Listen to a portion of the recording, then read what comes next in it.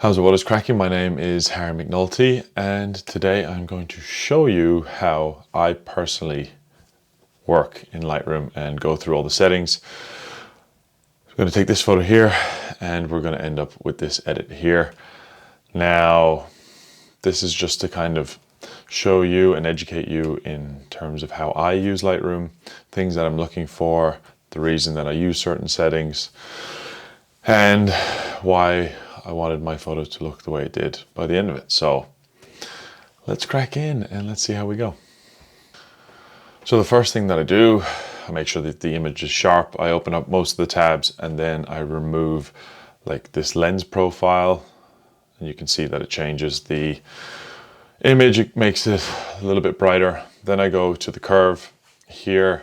I automatically do an S curve on every single photo pretty much, and the bottom of it is the shadows, the middle is the midtones, and the right side is the highlights. So I mess around with those and you can see it's having an overall effect on the photo. I'm tweaking in and out. I don't usually use the red, green, or blue curves, but for the argument and for the sake of this video, I wanted to use them to showcase what happens. So as you can see, the colors are changing very specifically, but it can give you a really nice mood and can kind of portray the feelings that you had in certain situations. So if you ever see very, very, very good edits that like make you feel warm inside, kind of give you a nostalgic feel, chances are they've kind of gone through there.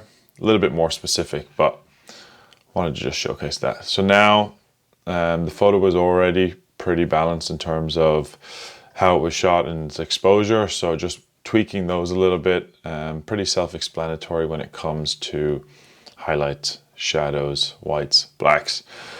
So just tweak them to the way that I enjoy looking at this photo. A little bit of texture, a little bit of clarity, mess around with the dehaze a bit. This is where the magic really happens in the HSL sliders. You basically get to pinpoint specific colors. And as you see, I move the bar left and right very dramatically, very quickly. I want to see how the colors are affected and which colors are affected, because not all of them are there. As you can see, I kind of skip the purples and magentas because they're not really being affected too much. And I can change the way that those colors look. I can change the saturation. As you can see, it just got really gray. I took a lot of the green out, but then kind of bring it back. And I worked my way through all of these. So what I was trying to do here was mute some of the greens because I felt they were taking away too much from the lines themselves, and trying to make the lines pop out a bit more. So by I brought the saturation up on the green, but then, dropped the saturation, but made them more intense in terms of the HSL slider. And then here is a bit of like color science. So you can see I'm moving this circle around a lot, and you can see that again it's affecting a certain part of the photo. We've got the shadows here. Sorry, just couldn't see it. With the shadows, and you're playing with opposites. So if something is green and you add purple, it's going to mute the greens. If something is yellow, orange, and you add blue, the blues are going to mute those colors. So just trying to find a balance. Again, my overall idea was to try and mute some of the greens to make the oranges pop, and as like a line kind of is a yellow sort of orange rust color. I felt that was the best way to do it. I don't always use these. I kind of find it hard sometimes to make them work the way that I want them to work. And then after that, I'm kind of finished with all the tabs that are open. I don't really go much further than that. Now is the creative aspect of the photo and the edit. What I like to try and do is draw the attention of the viewer, their eye, to the subject that I want the attention to be brought to. So as you can see, I'm using different gradients to create a shadow at the bottom and then mimic where the sun would have been coming from. And you would get a good sense from the photo itself where the shadows were already based, where the sun would have been. So in the top right here, for argument's sake, And then always make the eyes pop. A little circle over the eye, bring up the exposure, bring up the saturation, and then I'll mess around with the warmth or the coolness of the eye. So using all those together. Don't want to make it overly exaggerated, but definitely that is one of the key points of this photo and makes it really easy to attract the viewer's eye by making the lion's eye pop. And there's only a small part of it, but once I zoom out, you'll be able to kind of see that there is a nice pop there.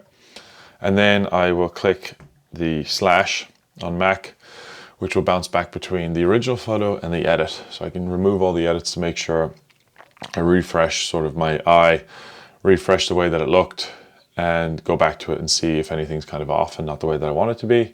Here, playing around with the shadows again.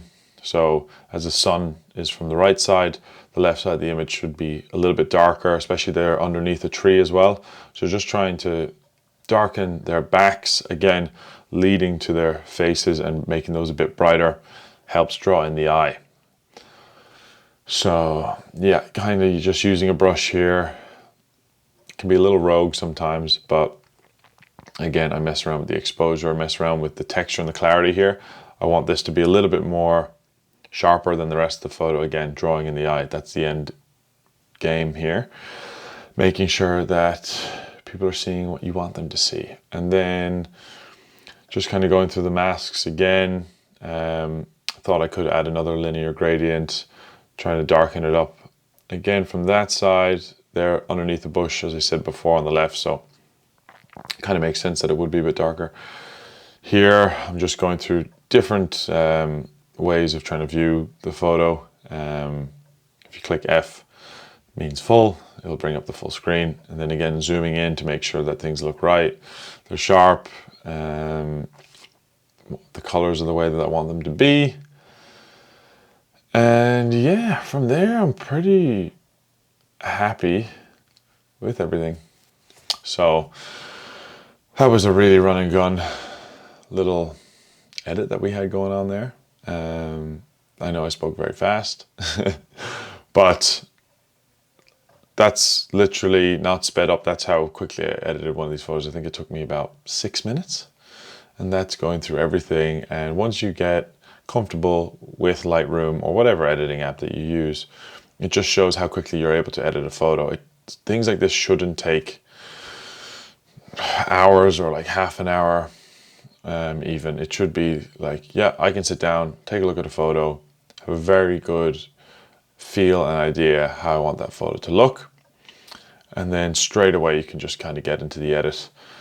For me personally, I find that the color part is where I would probably spend the most time or would have the most difficulty. Just sometimes if the white balance is off or maybe a skin tone isn't right, then you have to just make sure that you move those sliders, especially on the HSL, correctly, and then you can use the circles at the bottom where you have the midtones, shadows and highlights, and you can pick a certain color and take the saturation, move them in and out. There you'll be able to get the exact color that you want. Another reason why you might have off colors is if you're shooting underwater. After a certain depth, red light doesn't penetrate the water, so you lose red, which that means your skin color kind of goes green. It can become quite difficult to edit that, where you'll have to add the brush and then bring those colors back. Now that's getting quite into things, but hopefully you learned something, and let me know if there's anything else you want me to go through. Thanks very much for joining. See you at the next one.